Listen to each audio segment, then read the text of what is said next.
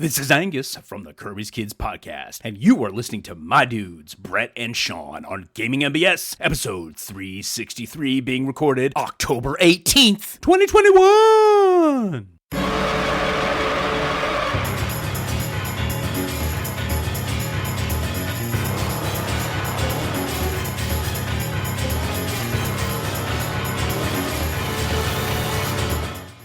Welcome to Gaming NBS, a tabletop RPG podcast. I'm Sean. And I'm Brett. Welcome to the show, folks. Welcome back. Glad y'all here. Sean, how the hell are you, man? We had a week off. I feel rested, relaxed. I killed something and ate it, so that makes me always happy. So how did you survive without me? I ran games and streamed on the weekend, and that's kind of it. It? Yeah, well, I didn't do too much. Okay. Took a breather. Did you?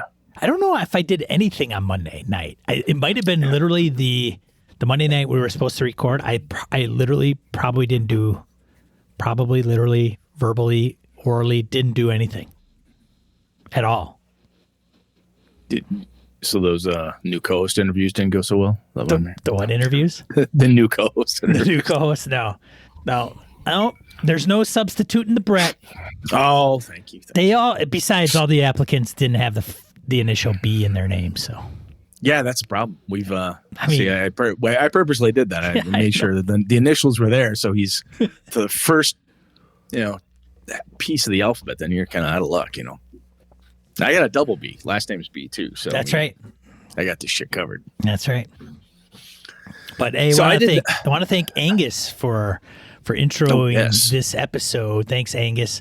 Go out and check out Angus's podcast, The Kirby Kids. Is it the Kirby Kids podcast? Yep. Kirby's Kids podcast. We'll put a link. No, Kirby's, in the yes. Yeah. Kirby is in Jack Kirby. It's a comic book. Correct. Right? I was just going to say, yep. So I was going to ask you, Sean, you know who Jack Kirby is, obviously. So there you go. I am not. You're not savvy about it as I am. Yes, I'm not comic book guy, but I am also not completely ignorant. I see. Yes. Very good. Yeah. So I obviously was not gaming while I was out because I was hunting. So what did you play? Excuse me, what did you play? I played since we met or last talked. Since we met. The last time we talked, I played Forbidden Lands and Cyberpunk Red because we had a break. Oh. Yeah. So Cyberpunk Red's still trucking along, and then Forbidden Lands is becoming more interesting, I think. Very good. For the group, yeah. Awesome. So I also picked up a couple things to up my game a little bit, I think. So what'd you get? Some system agnostic tools, if you will. Like, what'd you get? I got the Tome of Adventure Design by Is that Kobold? Frog God Games. Frog God. Okay, that's okay. Matt Finch. Quality. Lots of tables. Yeah, quality. That's going to be quality stuff. And then the Ultimate Toolbox by AEG, which is 400 pages of... That's a tool chest. That's one of those big snap-on garage-mounted toolboxes, man. If I can't get any ideas, I either will reference something or read it and get some inspiration. So I'm pretty. If that doesn't work, I'm going to take your dice away because right. I don't know what else to do with you. I should probably, yeah. Well, that's why Sean usually runs published adventures, but I'm trying to, break out a little bit, branch out, touch. Yeah. I like it. Yeah. So besides Hunt, oh, sorry, go ahead, Brett. What have you done gaming wise? Gaming wise, I worked on some new Streets of Avalon stuff that I'm doing with Encoded Design, so I'm working on that. So that's going along well. Meeting with Chris on that on Halloween. We and I are going to talk that morning, get some updates and status, and see how things are cooking along there. Gaming wise, did some kind of prep / internal organization stuff, which will lead into the topic today around my Greyhawk game because I'm going back. Didn't play last week, so this week is back to Greyhawk. So that'll be fun. The guys are getting much closer to the tomb. So it's been good. It's been pretty good. That game's been a lot of fun. And AJ's been, I was really proud of my son because he had two of his buddies from back in Richland Center, where we moved from, his high school buddies, like, hey, would you run D&D online for us? So he went out, found a bunch of Roll20 free images and grabbed all this stuff, and he set it up and he ran a one-shot for his buddies at Roll20, and he said it was great. I was also very flattered because he came down and said, hey, I'm going to do this thing. He laid out how he wanted the adventure to work, high level. It's a caravan. I don't know how to make it interesting enough. I said, well, so I gave him a couple ideas. He's like, oh, I love this stuff. And he took my ideas and ran with it. He made them his own, of course, but he took my ideas and was able to run with it. So that's kind of cool. When someone takes something you give them, they do something cool with it. You're like, oh, neat. It just feels great. That's when it's your own kid, especially a teenager that bothered to listen to me and do what I suggested is pretty cool. So chalk that up in the win column. That's right. That makes me happy. That was cool. Other than that, man, I have not done much. Just getting work ready and other stuff. But I guess I should say, so Sean called this on me a while back, a couple weeks ago, actually. I started looking at the schedule, i.e. Brett's schedule, and there is no way on any God's green earth anywhere that I can get the Delta Green game done this calendar year. It isn't going to happen. I feel horrible. I feel like I let you down. I feel like I let down our listeners. So I feel like a jackass because I really, really thought I could do it. And I'm looking at the schedule and I'm like, Monday record, Tuesday game with my game group, Wednesday, Thursday taekwondo, Friday I needed at least one day to, act like I'm married and do stuff around the house and so on. The time I had, and then you called me like, don't forget there's a holiday in there. I'm like, yeah, the holiday's short. And you said, but you take a week off in November for hunting trip as well, Brett. And I went, oh, fuck. I do, don't I?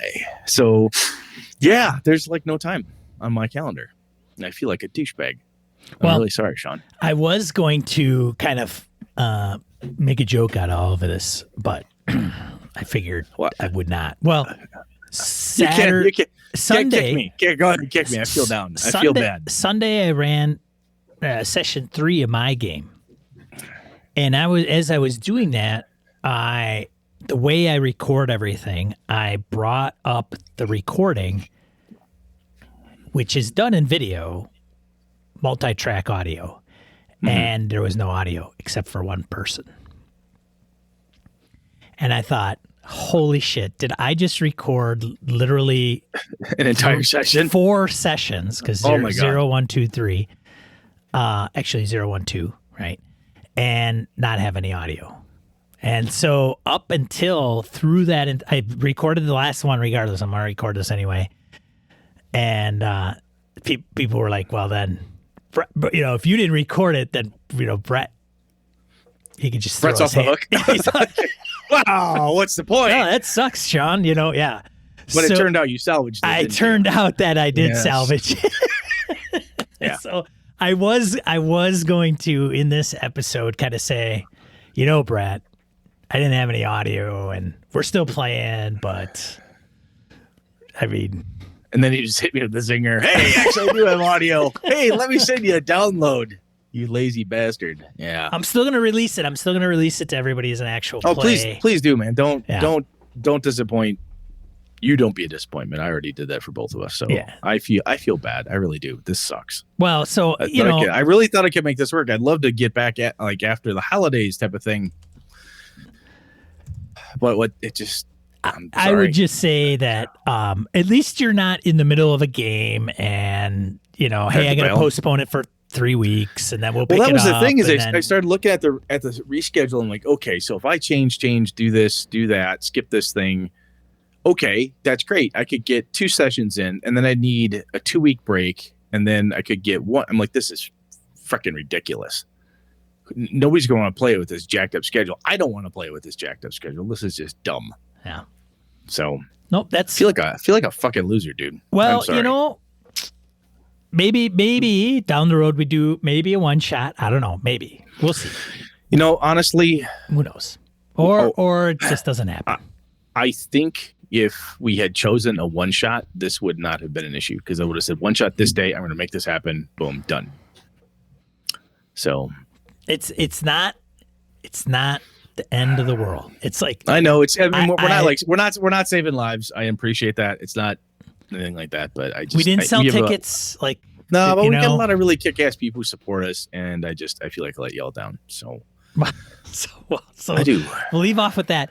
One thing I did forget is on the night that we were to record, I did get online with the Discord, and a few people had joined, like VC and Feeling Good Lewis and Harrigan, and there's a few others that I know my names are going to escape me. Christ, I could barely remember the event, much less who was all that showed up. But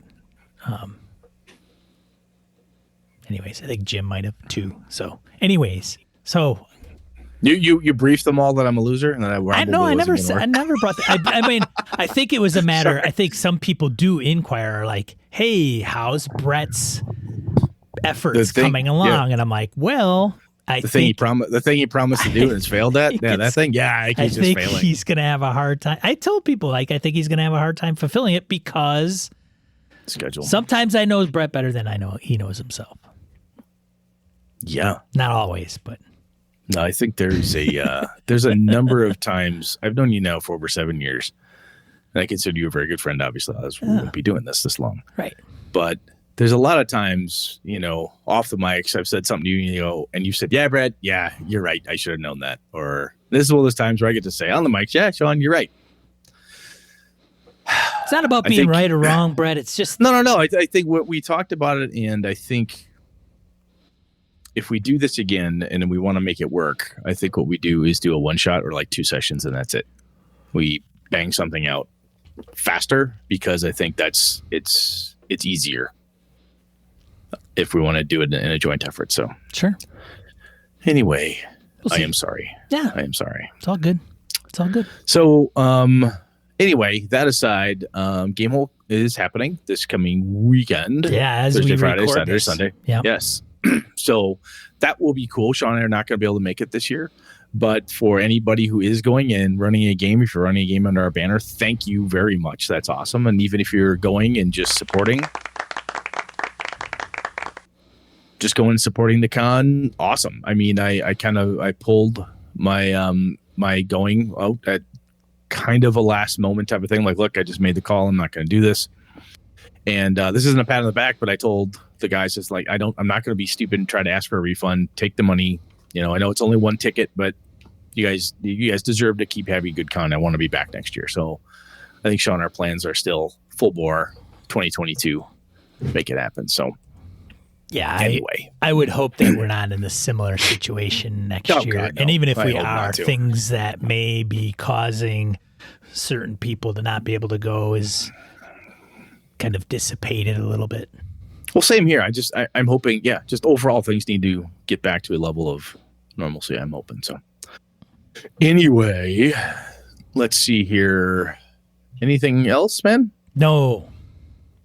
Well, then shall we? Let's move on. Random encounter. Talk about something fun and not my failure. Segment of the show where we field emails, voicemails, comments from social media. Got a few this week. You can start. You want me to start? I feel like crap. You start. I'm just going to drink. All right. Fair enough. A Savage Worlds GM responds to The End is Near, episode 362. It says, in the campaign I run, there is always smaller story arcs I call chapters. These can be everything from defeating a big bad to non-combat like discovering a lost city.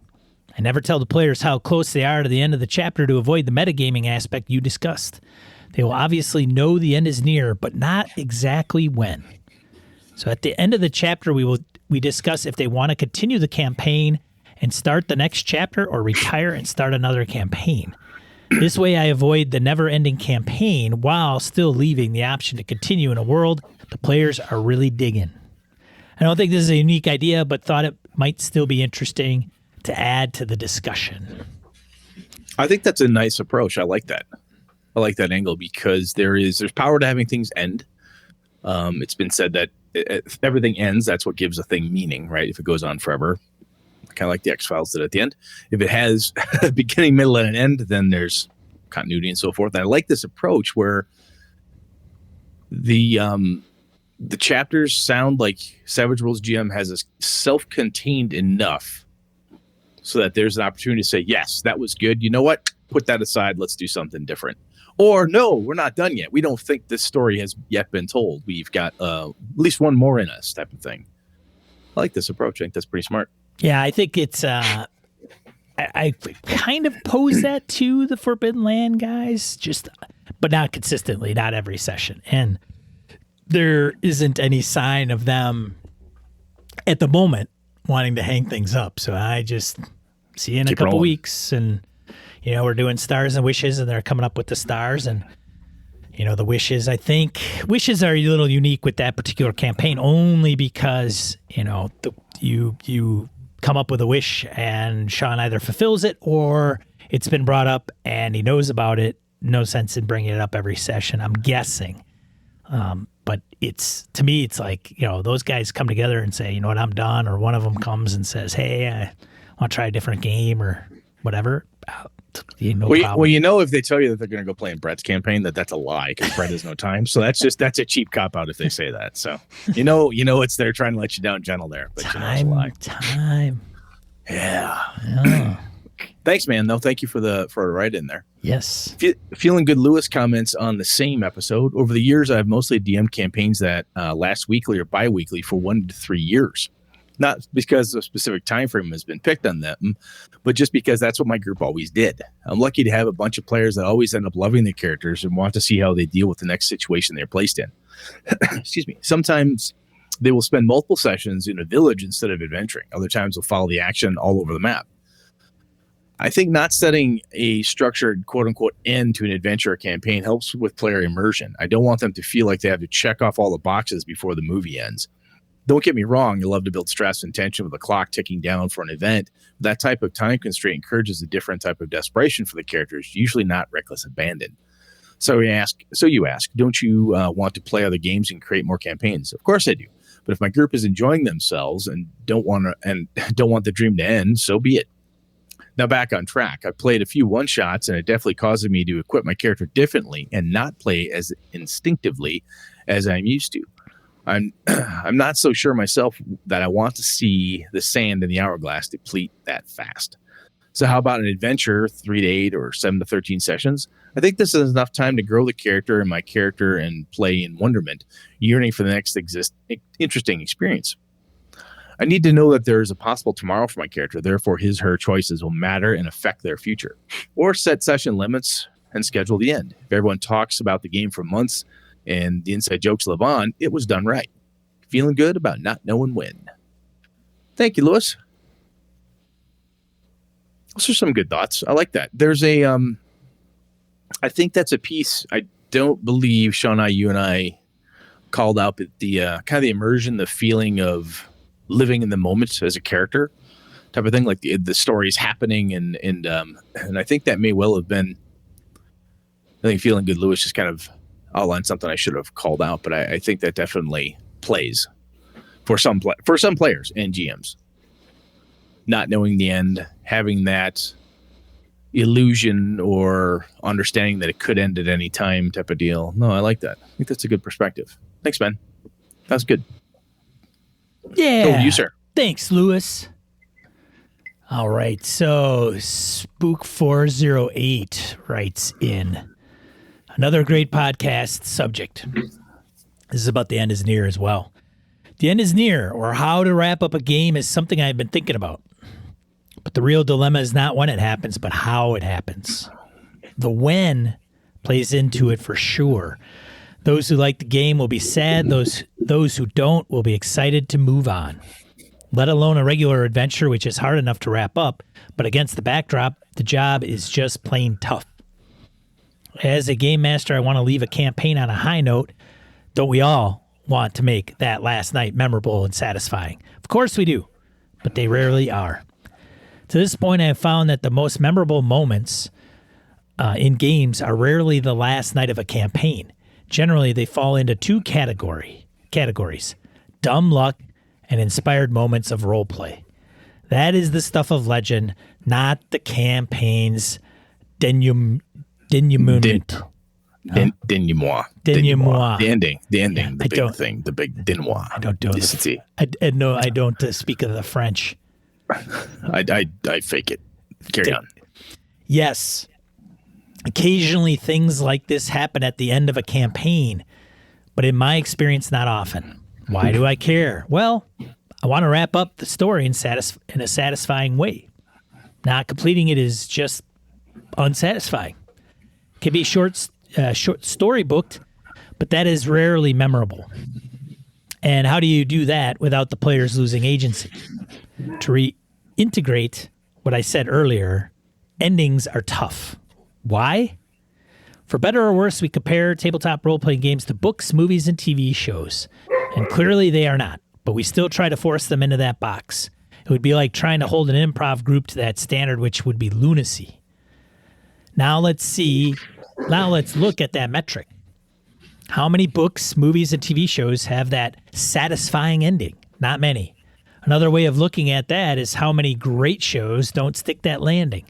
Battlestar Galactica, Lost, and every Anita Blake book I read. Well, until they became something else. But that's another issue. Wrapping up a long-running campaign well is tough. If I am being truthful, most campaigns I ran faded or were abandoned, which has left worlds of unfinished business. Many are the grand sweeping stories that I have tried to tell that were never realized. Oh well. I think the question is really how to wrap up a campaign well. For the first time in years, I am running different 3 games, and I hope when their time comes, I can solve this elusive problem. Of course, this might only be my problem, which is a definite possibility.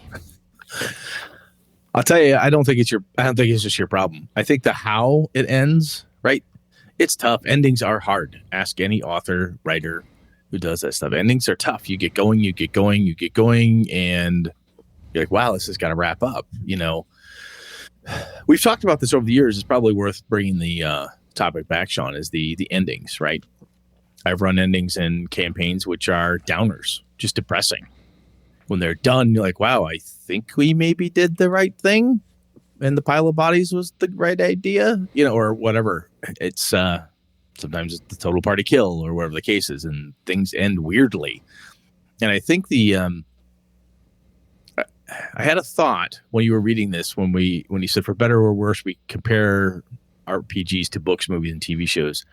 I'm wondering if I know this is probably, it's not for you and I to decide, but I'm wondering if as a hobby, we need to stop doing that and just compare it to itself. Because I don't know anything else that's like it, quite frankly.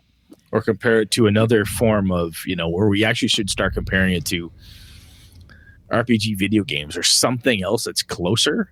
Because a book is, in one way, an author would tell you, I didn't know how it would end. I just wrote and I didn't play. There's some planning involved. There's writing. There's editors. There's people that try to polish a product. Any of those things, movies, books, TV shows, they all have a process of polishing. We are creating stuff on the fly, no matter what we're doing, right? Because we don't know exactly what's going to happen unless you absolutely railroad the fuck out of your party. It's really hard to say this will be the really cool ending, and wow, they did something I didn't plan for, and that ending fell apart. So yeah, I think if I were to go through the multiple decades of running, I had probably a lot of bad endings in there too. I think, or at least not as exciting as I wanted them to be. Right? You think what? Sorry. I think as game masters, there is a big pit that we fall into. Pit trap, fall into a trap, but a pit trap. 10-foot spikes. And that instant super tetanus. Yeah, instant super tetanus. And I think the biggest one is when we have a story to tell as game masters. And many of us know this, and we try not to do that, or we are in denial, or we need to have 3 paths, and we plan. It's kind of like, oh, the middle path goes straight through. the right and left paths go around, but they still come out on the other end. Mm-hmm. And what, with these books that I've bought and the way that Forbidden Lands is really kind of, and it's so funny because Forbidden Lands is not, it's not this crazy, amazing game, right? It's not, it's a great, I like it. I appreciate it. It's a great game to me, but it's not like this revolutionary RPG. Okay. Yeah. But it has opened up my eyes personally because I don't run it linear. I ran one kind of site that is an adventure and a published kind of scenario piece of it. But one of the things that I'm really trying to get around, and why I mentioned these books of adventure design and the toolbox, is to get out of the kind of here's everything that's happening. Right? Here's Curse of Strahd. Here's Ravenloft. Here, here's Strahd. He's running around, and eventually you're going to have to face Strahd, get some things to kick Strahd's butt, and then everything will be great. Like that's the thing, right? Instead, just putting, like, even getting out of the, hey, this is a combat encounter, like getting out of that mentality and just saying, here is what's going on. Yeah, here's an encounter. What happens if you turn it into a combat encounter? That's on you. Here are some options. You hear people above. You've got this path. You've got that path. You've got this, wherever you want to go. You tell me, and they can come up with whatever rationality that they will have in choosing that path. And I know some game masters are really, really good about doing that, and that's been in their back pocket since they were wee lads and wee lasses. But at the same time, there's a lot that have a hard time not getting into that frame of mind because they do want the grand epic. And in order to get that, they have to have these things and pieces put into place as a plot. Knowing, maybe having reservations about, you can get to those in a different way by just putting these situations in front of the player characters and allowing them to grow them into the big holy cow moments, right? There's something you said there that made me think. When you said game masters have a story to tell, sometimes that could be a pit trap, right? Yes. I think that can be equally the same for players. There are players who have a character who has a very specific story for that character to tell. Right? This character is built to have this redemption arc, or this character is built to have this particular thing. Sometimes it comes with complicated backstories or whatever. And depending on the style of game you're running, sometimes that works, sometimes it doesn't. But I have much like if the game master has a type of story, and depending how they do it, I think some of this is the devil's in the details, right? That's what you're getting at. Sure. And it's a very similar thing. I think players need to have that too, because I have heard this bemoaned is that my character's story wasn't finished yet, and the campaign ended too soon. So, okay, everyone else has to make sure that your story was satisfied, even though all three of the other players were. It's weird. There's ways to do it, and I think there's one of the keys to that, just off the top of my head, Sean, I think is the ability to improv and change your goals and not get married to any one particular answer, which is similar to the question we had before is like, are there any wrong answers? Are there any right answers? When you have a character who has a specific goal, if that character doesn't grow and change along the way, they don't ever have the opportunity for that goal to modify in any way, right? But a person could say, wow, I had a redemption arc. Turns out that actually wasn't my character's story. I thought it was, but it was this other story instead. Much like a good game master saying, I thought we were telling the story about how the dwarves and this hobbit would kill the dragon. Turns out the hobbit went down and talked to the fucking dragon, and he went out and some guardsmen had to kill the dragon because that's what happened. Right? And I think being open to those, it's a great story. I should tell.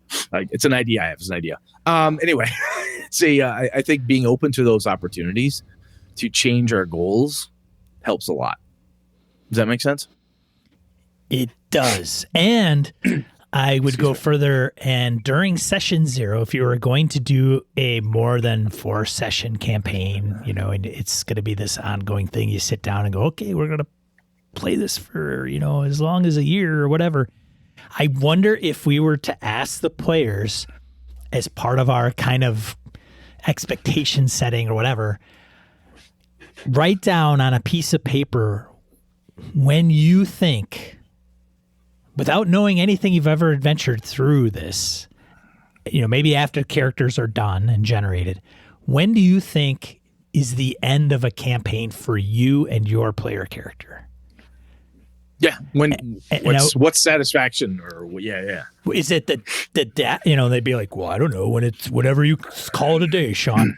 No, I mean, is it the death of your character and it's done? Is it they sail off into the sunset? Is it getting the big, artifact? What is that for you? What would fulfill that? Hey, the campaign has completed in my eyes.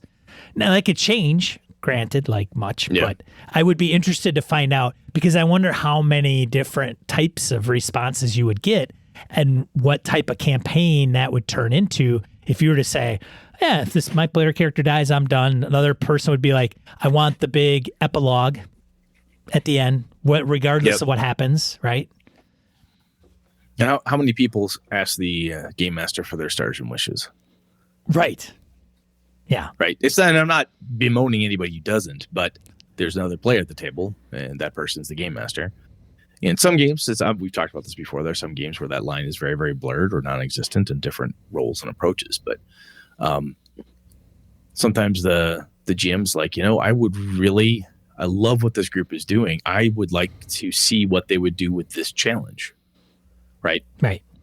And if that challenge isn't in your list of things that you thought would make your character complete, maybe it was the game master's thing that would make the game complete for that person. So there's a lot of give and take. Stars and Wishes, a game master is supposed to participate. Awesome. Very cool.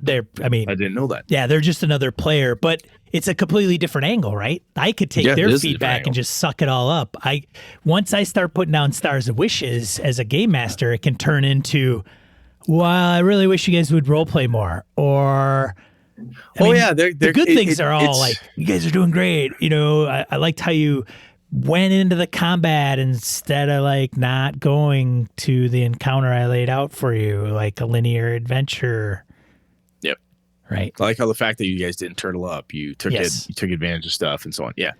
The devil's in the details with a lot of this stuff. It's like the how, to go back to the other note is, how do we do this? And I think that's what we've been talking about for 7 years, Sean, is the how, right? It's the details. It's like, and how works for Brett is different than how it works for Sean.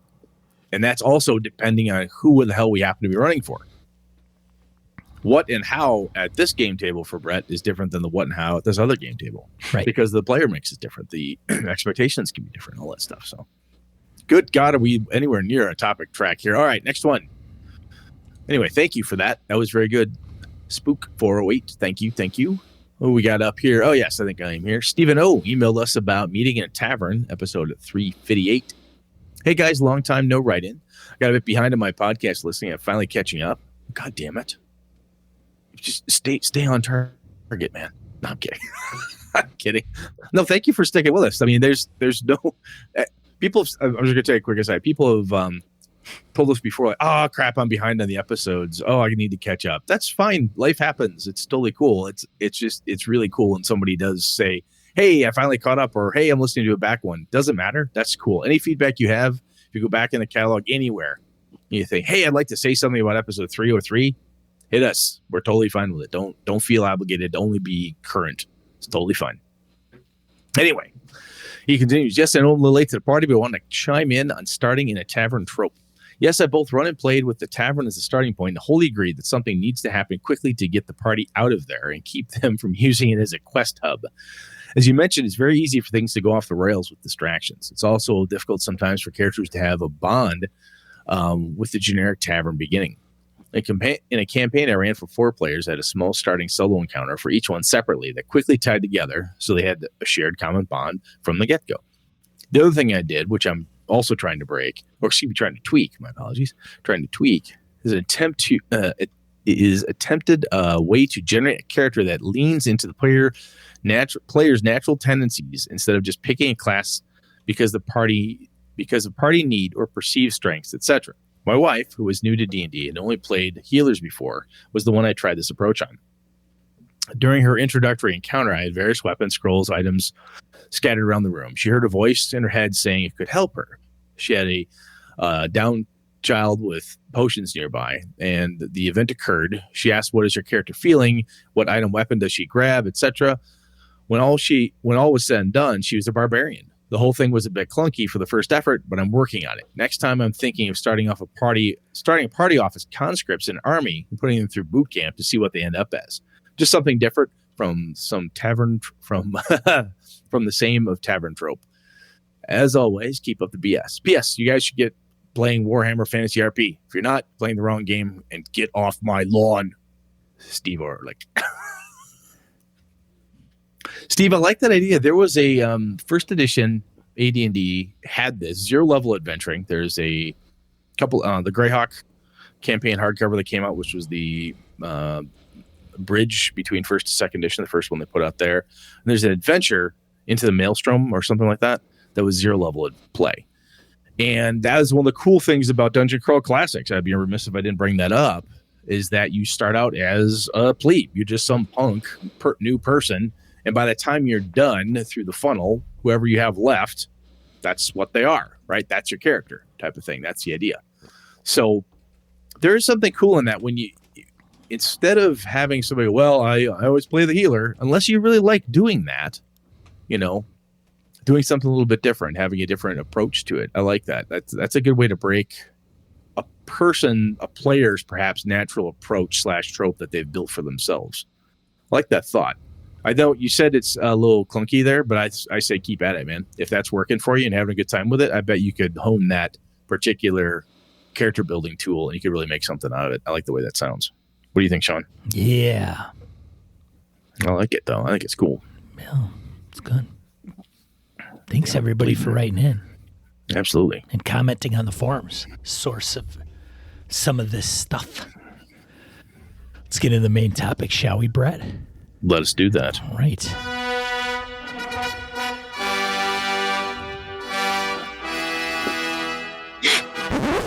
All right, Brett. What are we talking about tonight? I was gone for a week. I don't know. I'm kidding. So I want to talk about keep yourselves organized as game masters. And so kind of summing up some of the feedback on Discord and other places here. Let's see here. Matt H is using a highlighter in his books, sticky notes and bullet points. Kevin using Google Docs or Notion, notebooks, note cards. Akadokin is using Notion. MeWe, Facebook groups for comms. Jim, index cards. They're not great for referencing things quickly, uses for tracking logs, spreadsheets for XP and treasure. Harrigan's got random tables, skimming modules and taking notes. Mind maps, Kanban style index cards, and bullet point style for at fingertips for the games. Pink Coder is a fan of Trello, using a board to organize campaigns as a player. They use Google Docs and use sections for characters, NPCs, loot, and places.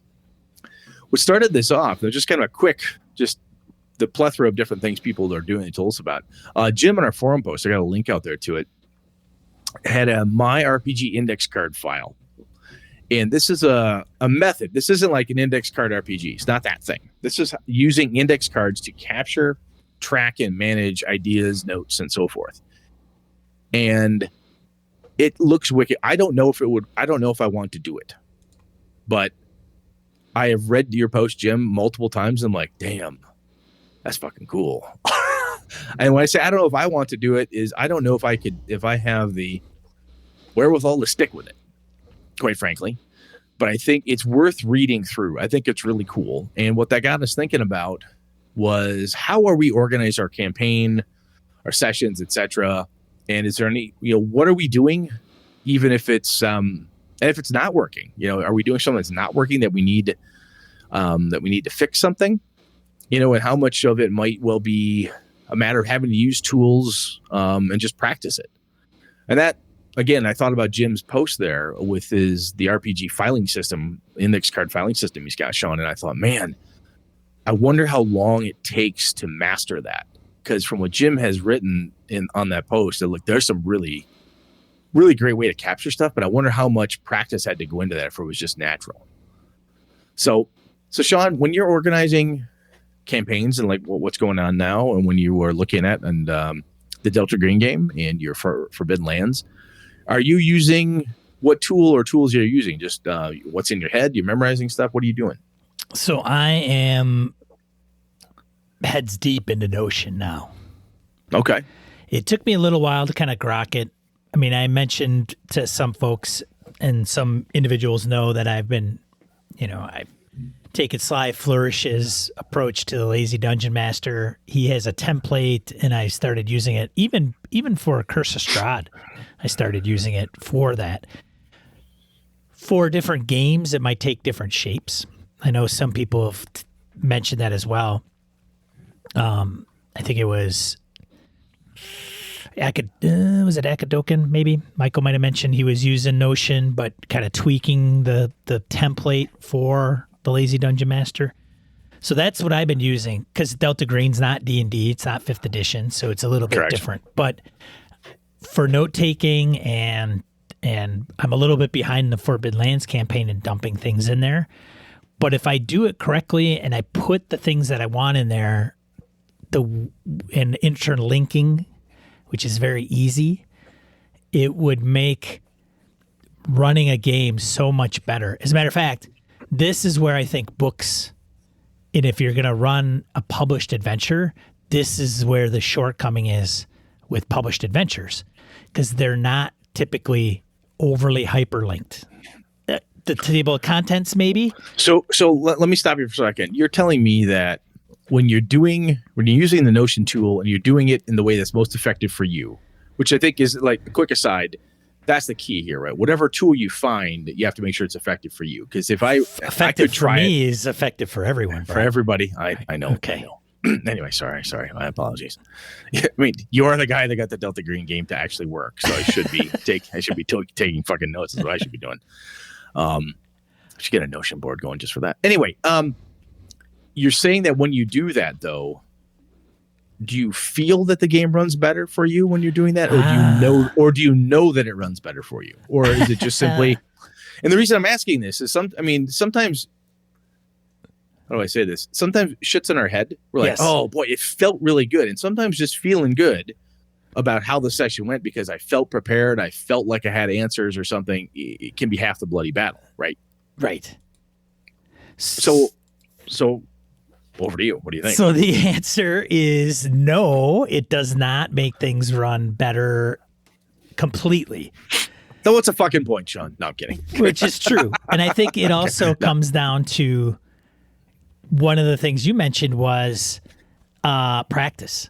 So with the Delta Green game, I put in 47 NPCs into Notion. And for a variety of different reasons. But what I find is once I can get it to a point where I want it, and with the details that should go in there, I should only have to use Notion. I probably won't even have to use a virtual tabletop if I don't want to. I won't have to pick up a book to include some of the rules. Like, okay, we're going to go into combat. Well, I'm just going to put in some combat rules here.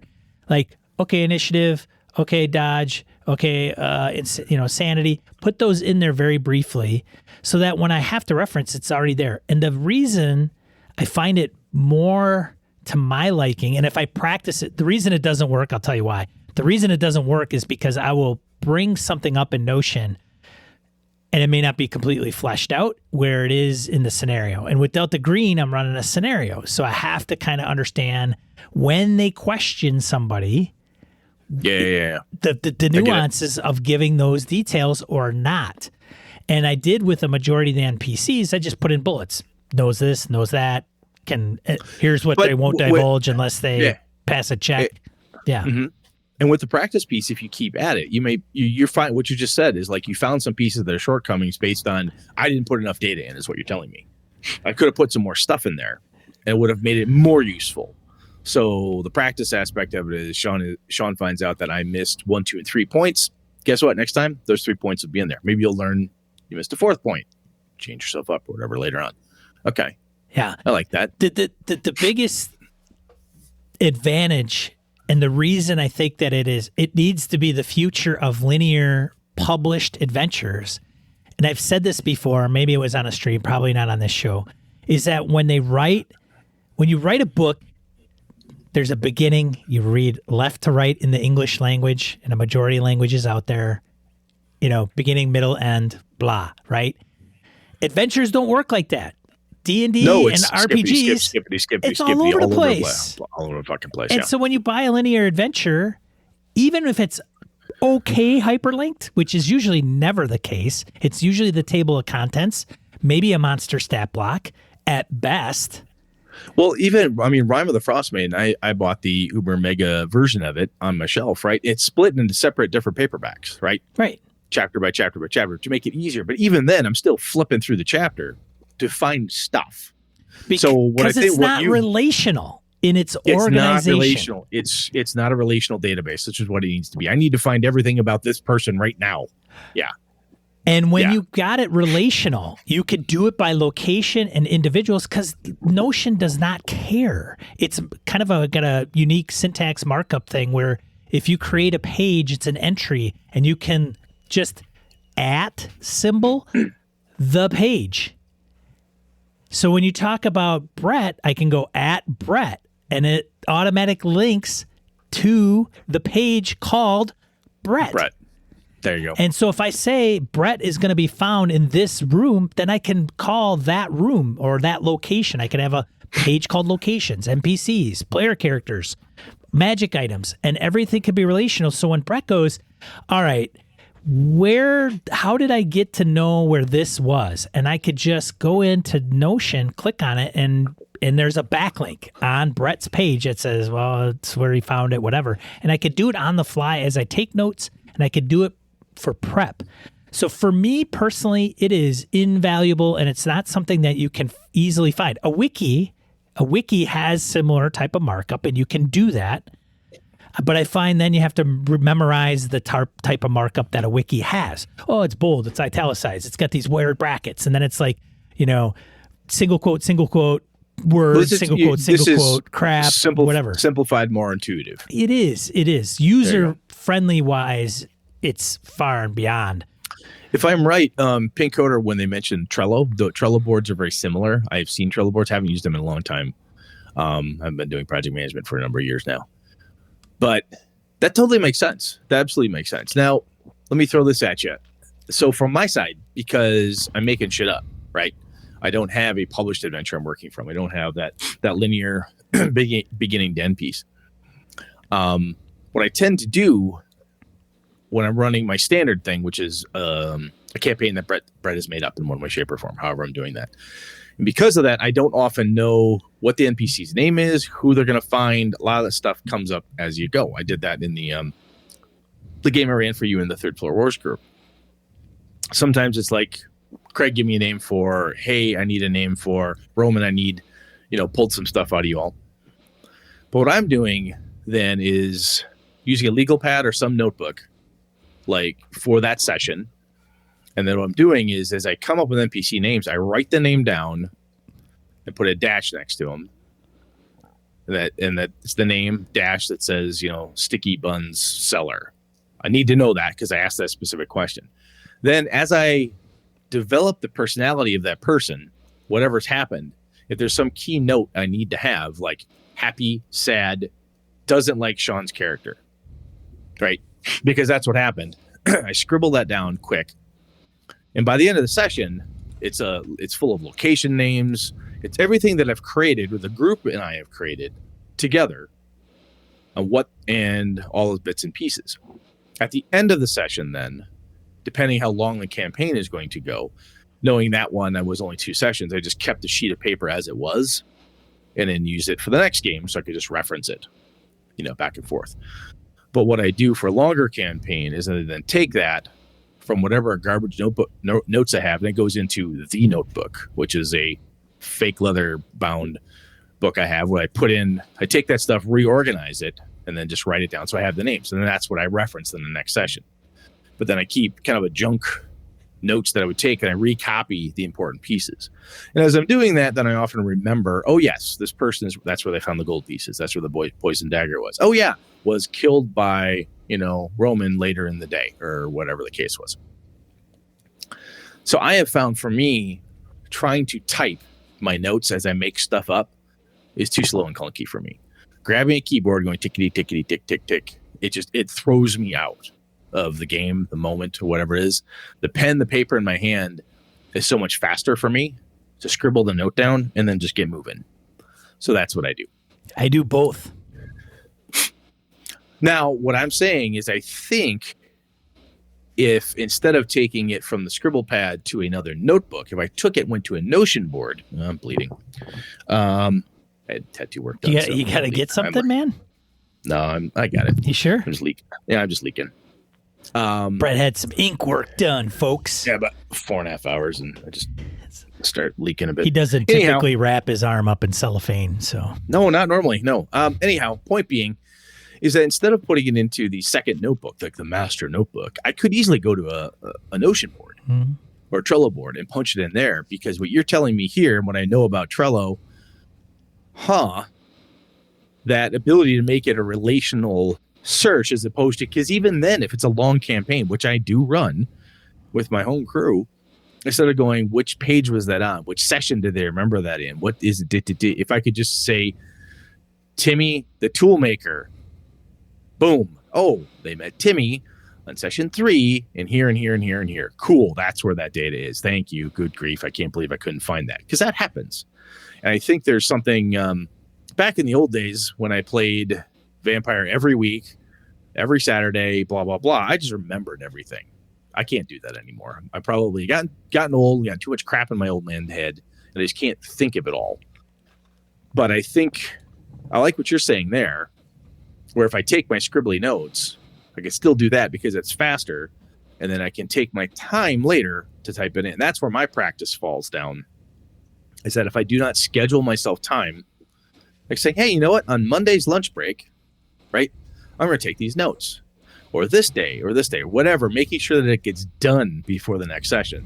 That's the tricky bit, right? Is you've taken the scribble notes, or at least I do, and then I end up having to keep those longer and use them as the actual referencing notes because I didn't transfer that goddamn things. And then it's even harder to find stuff because it's in a clunky stream of conscious mess, right?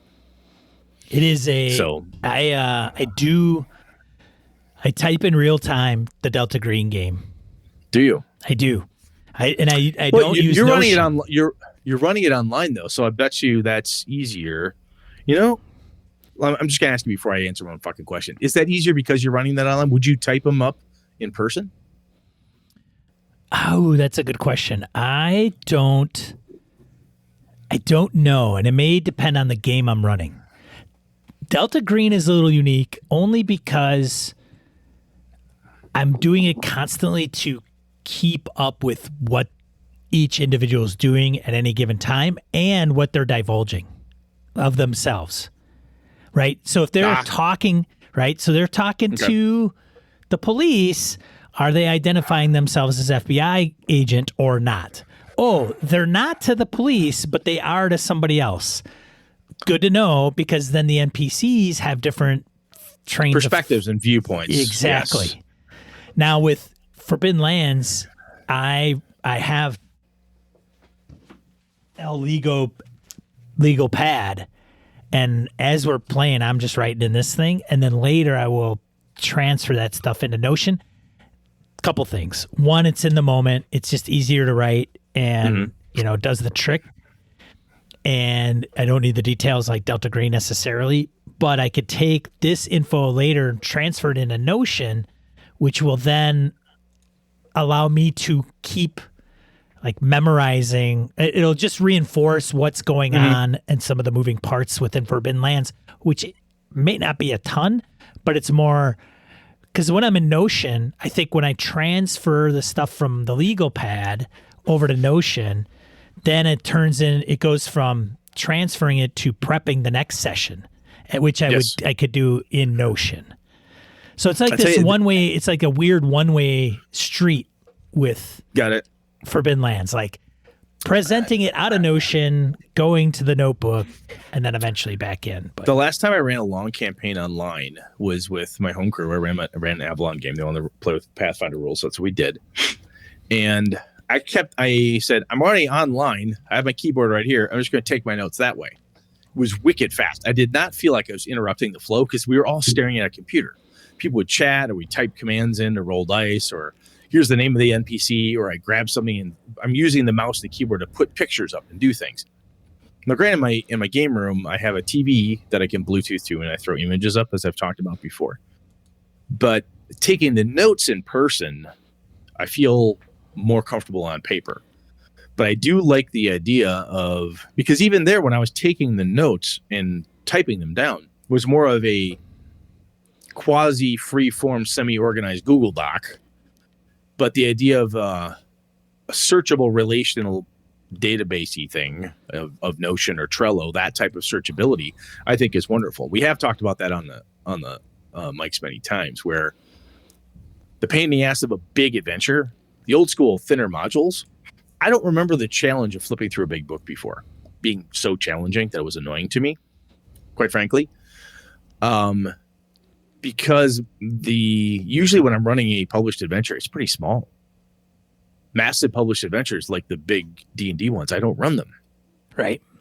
So that was one of the draws to the Beetle and Grimm, the big Rime of the Frostmaiden. I wanted to do it. But they're at least in smaller, not pamphlet size, but much more digestible, easily for me, visually searchable, because it's not a 300-page, 200-page thing. It's a smaller piece. Because I remember the older modules for all the different games I ran, even the old Cthulhu modules, are pretty short, pretty easy to flip through.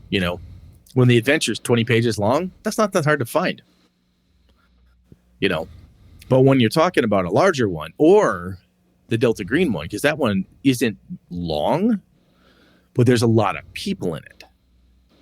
And I think that's where I'm willing to bet that people who are really good at organizing and keeping Call of Cthulhu adventures, Delta Green adventures organized, are probably better at it than I am normally. Because if they do that stuff, like if they run a published Cthulhu adventure on a regular basis, they probably have I'm just thinking out loud, folks. I think whoever's doing that, they're probably really good at it, whatever their tool is of choice, because the sheer number of people you end up talking to, that the players are going to look back at you and say, hey, what was the name of that one security guard at the Acme, shotgun factory? What? Yeah, he said something. You're like, fuck. What was that guy's name? Or, hey, what was the name of the lady who was at the library that time when Miss Winslow was out sick, you said? That's Meredith. Oh, where did she? And she said she lived in town, didn't she? Good Lord. Well, it happens. It's not only that in those games. It's not only that, but within Delta Green at times, Call of Cthulhu, maybe modern, even D&D, you could have this happen is the timing thing. So I got into timekeeping, which I think is an interesting topic. I brought it up on Saturday during a live stream. And if you keep track of some of this in real time, and the stories that are shared or what the player characters are conveying and the NPCs and the interactions, as time goes on, I guess what I'm trying to do is, all right, they talked to this person at about this time, and I can make a note of that. And how did they talk to them? I mean, were they jerks? Were they, right? Yeah. So I make those notes because in the future, I can have that come back to them, either in a positive manner or a negative manner, and I can determine when it happened. So especially with Delta Green, it's like at noon. Oh yeah, you could twist it around too. Like if they come back within a half hour, you were a dick to me a half hour ago. Fuck you, and the horse you rode in on. Right. Or, well, that was a month ago. I'm really sorry. It was pretty stressful. I remember you like cigars. Well, also with that though, if the NPC leaves and has a certain impression with the characters, They don't just leave into a black void. No, not if you want the world to keep moving and have it seem realistic, right? They so are maybe interacting. They go back and talk to somebody and they do something, and then all of a sudden what happens 2 hours from when they talk to that NPC that they might forget or was in the previous session? I did that to my kids the first time around Call of Cthulhu for them. They pushed their luck too far with the one clerk of courts type of person, and that lady shut the entire building down to them. They were rude to Mabel. That was it. They lost all access to that place. They were bummed. Oh, we shouldn't have done that. Well, you did it, and this is what happened. Yeah. Okay. No, I like that. Yeah. There's an instance, I can say this because it's not a spoiler, but there's an instance where there's 4 player characters in my Delta Green game, and they're out in the country kind of poking it around, and they're literally off the side of the road, and the police come up and stop, and they're kind of like, I think the police are watching us. Squad car pulls up, asks for identification. 3 of them pull them out. 1 doesn't. Okay. All right. You don't have to pull out your ID. He's not gonna. He could have arrested the person. Could have called up for backup. Could have done all kinds of things. Yeah, could have made life hell. Oh, nothing. Yeah. I'm sure, Brett, as sure as I'm sitting here, I'm sure nothing's gonna come from it. Yeah, what could go wrong with that? What could winkety wink wink? Yes, what could go wrong with that? I think the other thing that's important is when we're talking about taking notes here is part of the practice component is learning what's important to take a note on. What's important to have from an organizational standpoint. And this is the tough one. For me, as I'm designing and developing, setting a world or whatever it is with my friends, and we're gaming, we're developing stuff on the fly, character names are popping up, NPC names are popping up. It's important for me to have the names and that type of data. The NPC stuff is critical for me because I don't have a book to go back and find it in. I don't want to say, shit, no one remembers the stable boy's name, so his name's Jimmy today, or it's Sally. I don't fucking know. You feel dumb doing that. Places, names, obviously very important. But I think one of the other pieces that you touched on, which is really important, I shouldn't say really, but equally important, is the things that the player characters did to and at and with those people, places, and things, right? When they were there, what did they find? What did they miss? Right? Because if you know at the bank is the safety deposit box that has the key in it, because somebody left a key in the safety deposit box, they could go in there and they could actually get a real clue, but they didn't do the 2 steps to get or whatever. They missed it. They chose not to look. You could say they missed the free safety deposit box clue. You can take those type of notes. What did they do? How did they do it? And what's the outcome, or even lack of outcome sometimes, like, the outcome being, I should say, progress or lack of progress, or however you want to note it. Because, and again, this is where practice is going to come in, is you're rolling through this stuff and you go back and say, you use Notion, for instance, and you do your @Brett and say, okay, they talked to Brett. Fuck, the players are telling me that they told Brett X, Y, and Z. And I don't have that note there. I didn't think that was important. I vaguely remember it. It's a mistake, right? Not as bad as Brett not being able to schedule shit, but it's just a mistake. So go ahead and figure it out at the time. Remake it up, retcon it if you need to, whatever it is you got to do, and take that note. But the key there is to learn from that piece, learn from a little bit of practice that, I missed that thing. And Sean, you talked about that earlier with your use of Notion, where you didn't have certain components to it. You're like, I needed this extra piece or whatever it is. And the key is to not, make the same mistake twice if you don't have to. Yeah, there's in that case. There's specifically a table that I made of all 40 plus NPCs, and I tagged them. So you could tag, just tag them, witness, tag them, cop, whatever, family member. And what happened was I didn't filter that down based on who is kind of interacting with. So if I went to a particular NPC or a group, I could make pages that would just display just the cops.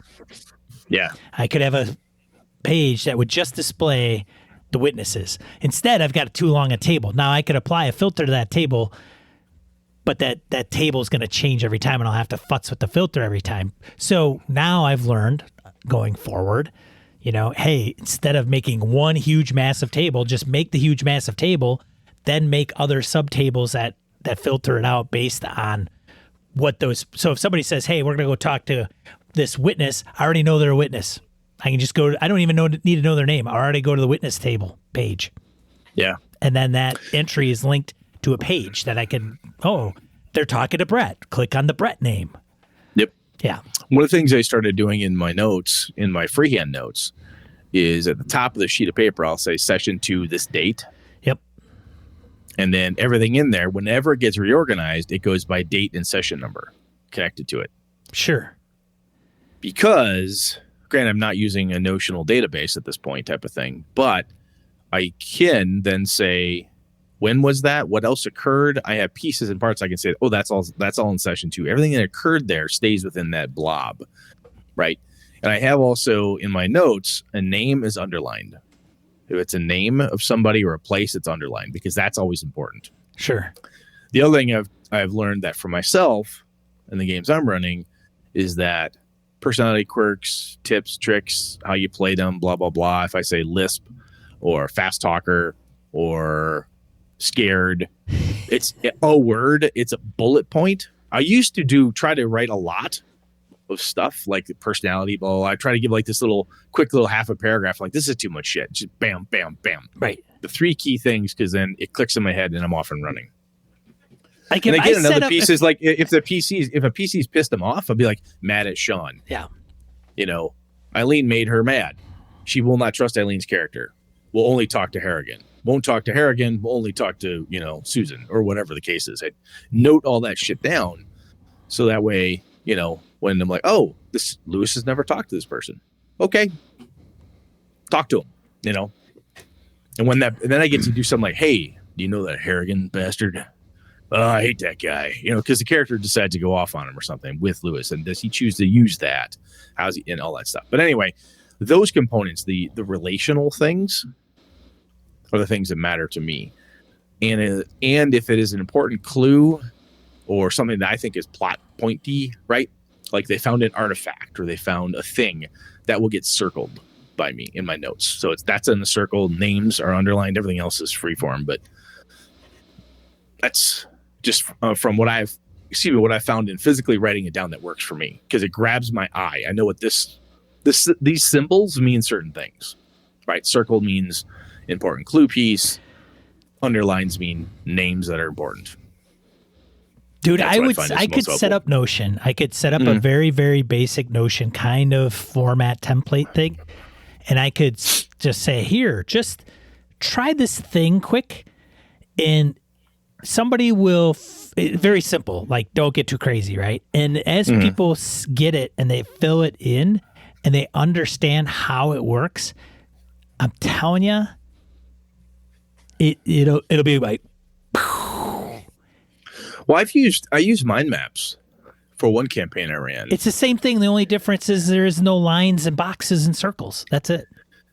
It's just words, and they're linked. And the reason that helped for me was because, for whatever reason at the time, I wanted the visual of how things were connected. Yep.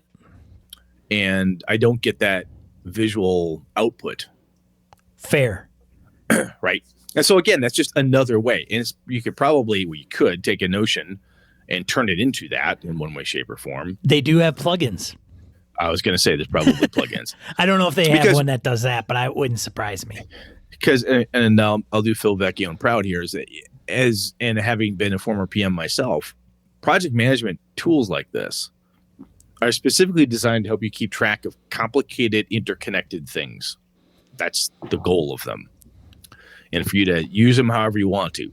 You could use Microsoft Project to do this. There's all sorts of things you could do. Right. You could probably make an Access database if that's your one, whatever you'd like. But I think there is power sometimes in doing it by hand. Myself, I know that by writing certain things down, the way my brain works, that helps to stick it in my head.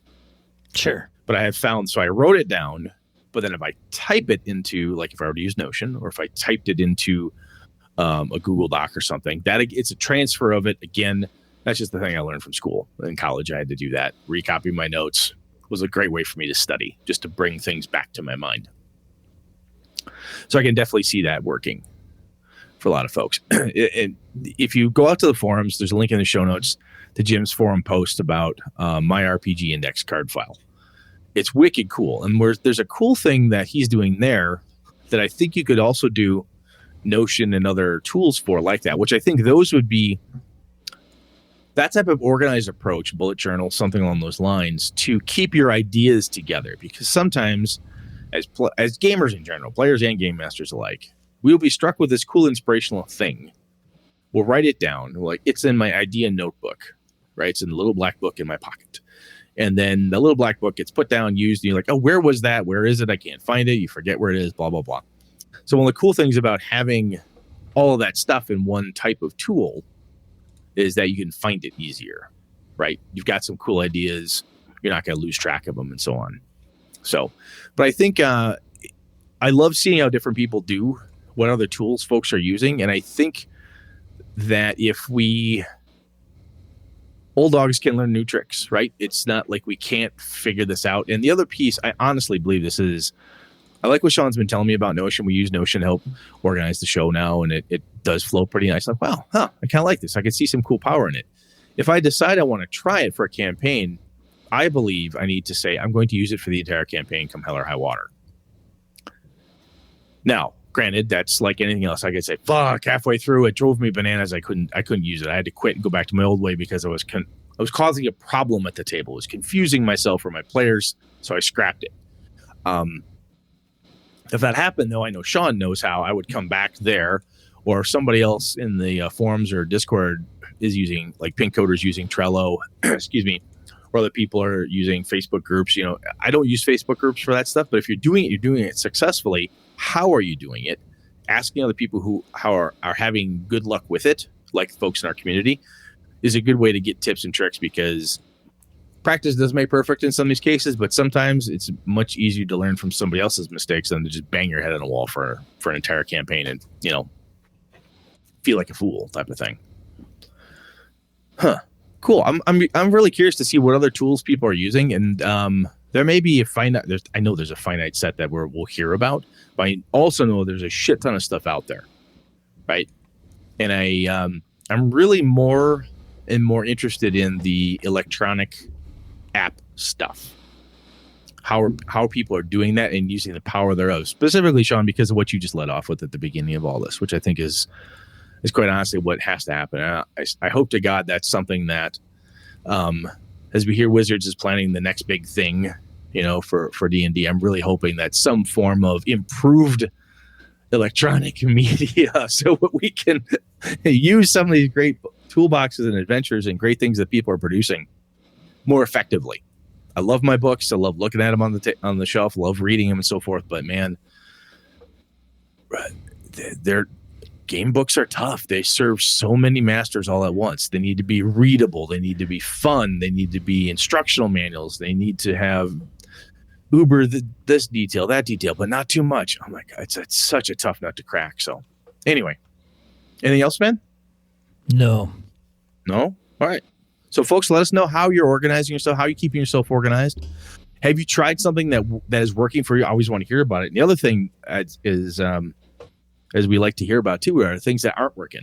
Like, hey, I tried this, it didn't work. I found that, this, that, and the other thing. Now, I'm not looking to cast shame or dispersions on a failure, but what we're looking for is that, again, can we learn from that? And the other piece is that I may say something isn't working for me, but you may hear that and go, I think I could make that work for me, though. Just because Brett's an idiot doesn't mean I'm that stupid. I could figure that out, right? But I think there's something to be learned, both ups and downs in this stuff. So if you got any more input besides what we got from the Discord stuff, chime in, let us know. Shall we, sir? We shall. Let's get into die roll. Die roll, 2 to 4 miscellaneous points, game and a geekery want to bring to you. This week we've got 1, 2, 3, 4, 5, 6, it looks like, as I load them up. The first one that I want to talk about is Pendragon Korvac. Pendragon, King Arthur Pendragon core rulebook version 5.2. So you get the PDF now, and then when the print, you get a voucher for the print, buy now and get a coupon for the printed version later. So there's that. So check that out.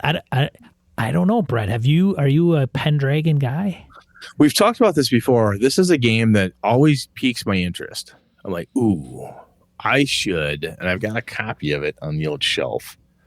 And I'm like, ooh, should I? Shouldn't I? Oh, I have a PDF. Damn, I know it really parts of it interest me, and I don't know. I don't know. That's kind of cool. I heard about the campaign thing, so I mean the longer the Pendragon campaign. Yeah. So I don't know. We'll see. Let's see. And then number 2 is that's not it. Let's see. This is talking about the in commemoration of the passing of Greg Stafford, who was the founder of Chaosium. That's right. Pendragon was one of his great achievements. There are 5 free new RPG adventures released by Chaosium. Yeah. So link in the notes to that stuff too. So there's Pendragon, Adventure of the Great Hunt, of 2020, I think, and then 2019, Quest of the Red Blade, which is another Pendragon, Call Cthulhu Adventure, The Lightless Beacon. This interests me because it's supposedly like an hour scenario, kind of a beginner GM. Yep, I've heard that. Yep. It should take around an hour to play. Then there's 7 Seas, Sword of Kings adventure, and RuneQuest, The Rattling Wind. Yep. So, yeah. And then the next one, Pathfinder Infinite. Thanks for, I think Akadoken might have pointed this one out. Nor was it Beer Leaguer. Beer Leaguer might have been. But is this their GM's League type of thing? DM's League? Their DM's Guild. DM's Guild. Yes. That's it. Okay. If you'll notice, the layout seems vaguely familiar to what you might find on DM's Guild. It's as if one bookshelf was contracted to do some work. Drive through.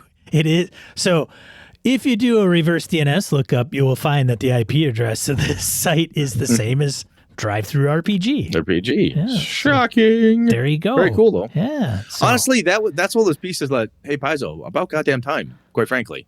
Well, right. I mean, honestly, I'm like, God, when I saw that in the notes, I'm like, they didn't do that already? Yeah. What the hell? So good for them. Good for them to do that. Yeah. They've got a good fan base, good for them to support it like that. That's right. And then the next one is the Book of Ebon Tides. The 5th edition enters the Plane of Shadow by Cobalt Press. It was minimum 40K, first day, launched up to 70, so fully funded. And Cobalt Press puts out good stuff, so if you're interested in they do. Check that out. The next thing I'll put in there is a link to Notion, which is notion.so if you want to check out that tool.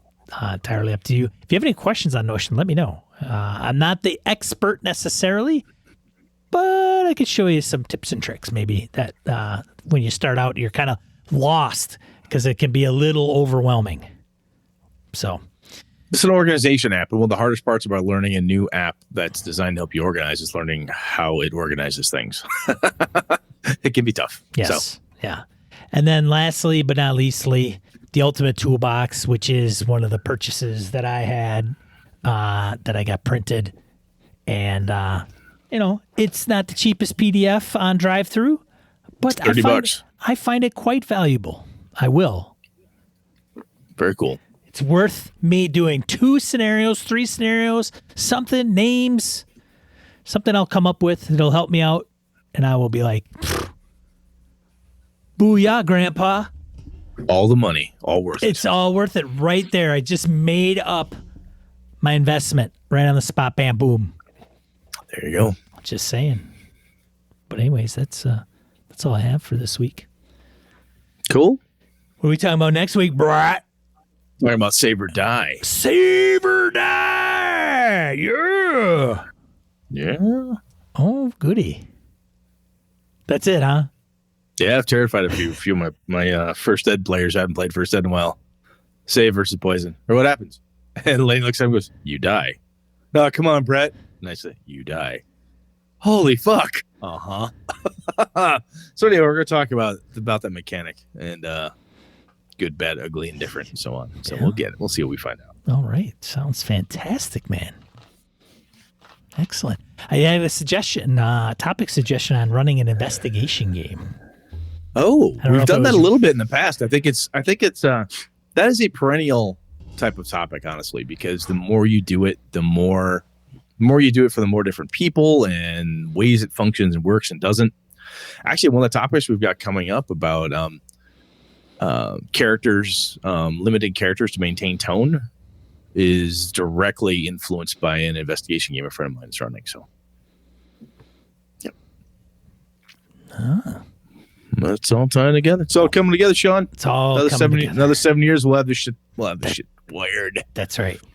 Well, all right. So that concludes this episode of Gaming NBS. We appreciate everybody that's shown up to see the live recording. If you aren't here, you can catch us on our flagship show at your podcatcher of choice. Do search for Gaming NBS. Gaming NBS, it'll show up. Hit subscribe. If you're watching this or you come across this on the YouTubes, give us a like or a subscribe. That would be greatly appreciated. Helps us get found on YouTube. That's a known fact. Otherwise, I am Sean. And I'm Brett. Good night and good game and all.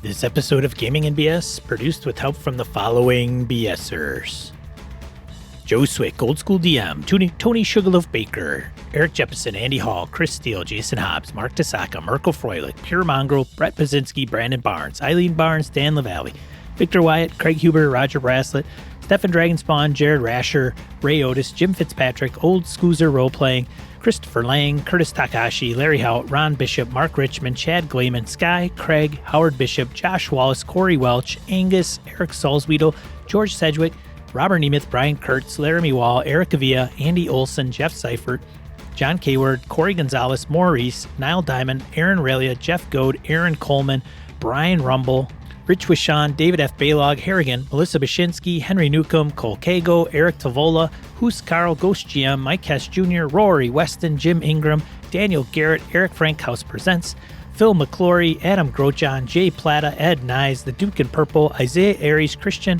Larry Hollis, Quigley Malcolm, AWOL Trooper, Craig Shipman, Todd Sharp, Orcus Dorcas, Chris Shorb, Michael O'Holland, Wayne Peacock, Mike Coleman, Miniature Master, Kevin Keneally, Zagrave, Vornak, Farty McButterpants, Andrew Lear, Craig Chunglo, Eric Lunsford, Ty Prunty, Feelin' Good Lewis, Ziga Paradzik, Nick Westbrook, and John Mahoney. BSerCon, Year of the BSer. It's happening, ladies and gentlemen.